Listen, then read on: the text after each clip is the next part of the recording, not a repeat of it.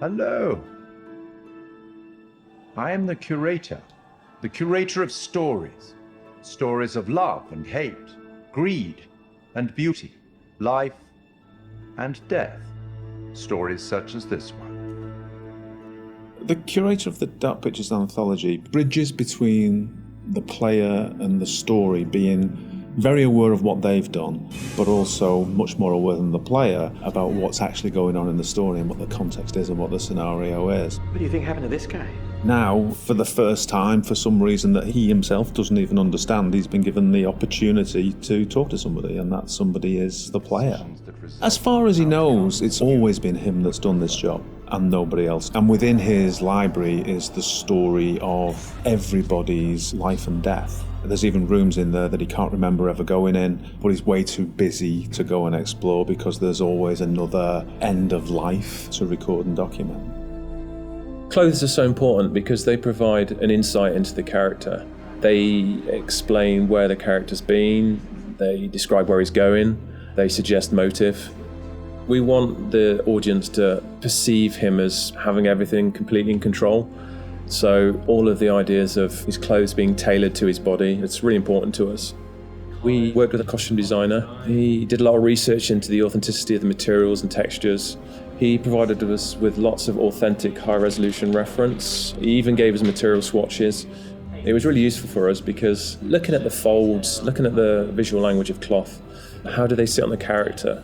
Is it working from a distance? What's the weight of the material? It gave us a really good platform in order to produce high-quality, realistic materials. Giving it that depth. I'm here to record the story you choose to tell. I think that whenever you're dealing with a realistic human acting performance and facial expressions, that part of it is so key to transferring the emotion that you want to over to the player. Just the definition and detail that you need now is quite challenging. But there are repercussions. In terms of cameras, it's quite interesting as well because we've talked a little bit before about how we use skewed angles, upshots, tilts and all that kind of thing to create this feeling of unease and anxiety in the horror moments. And for the curator, it was quite the opposite actually. He's very much in control and he knows everything about the game you're playing and he's very much at home in his own environment. So we took the approach to have a lot more flattering shots, a lot more level shots. You look at him at a natural height. You're never like below or above him and it creates this veneer of control. It's almost like it's very straightforward and he's just delivering you these statements. You see, we each make decisions according to our own moral compass. And of course he's British. As soon as we'd established that and who he was and what his personality was, our minds went pretty much straight to Pip Torrens to deliver the performance.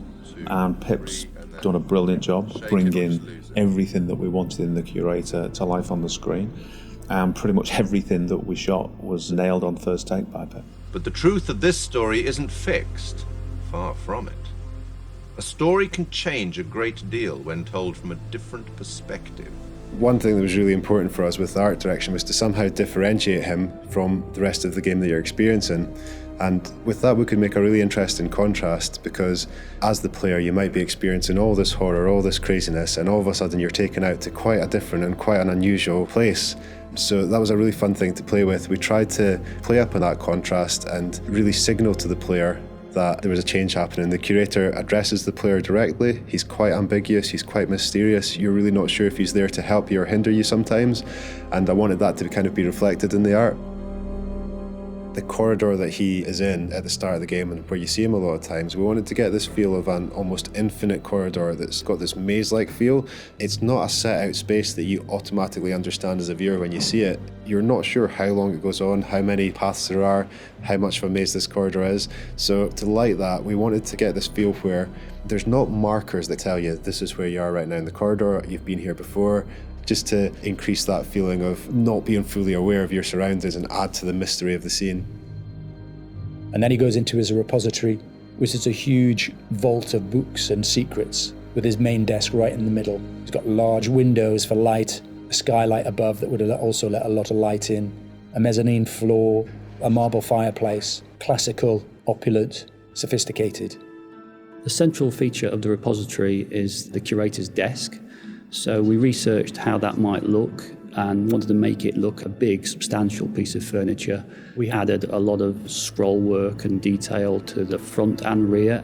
All of the things that you'd expect, the brass fittings for the drawers. There's quite a lot of detail went into that, and we thought we might be seeing that quite close as well again. So in the end, it fits nicely within its environment. It references some of the Victorian era detail that you might see on a piece like that. The creator has the ability to access stories through the pictures on the wall. They're almost portal through to another world. And that all had to fit within our architectural environment. So we looked at very ornate framings, large pictures that would hang on the walls, that would feel correct and not out of place, and something of this nature.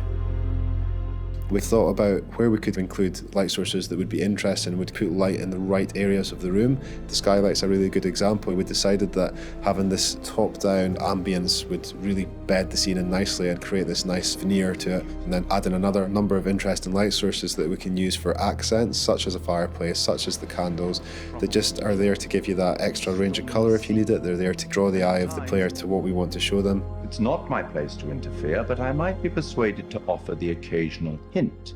Here's one for free. It's a strange place. Who is this guy? Why is he talking to me? Where am I now? I was just on a ship having some horror happening, and now I'm here. And this guy has the appearance of being there to help you, but he seems like such a strange guy, and the environment he's in is so different. There's a certain ambiguity to it, and we wanted the player to question whether or not he's on their side or whether or not he's kind of playing his own game with them. The curator's no ordinary person, and his repository is no ordinary place. And you'll get the chance to see him again in the rest of the Dark Pictures anthology.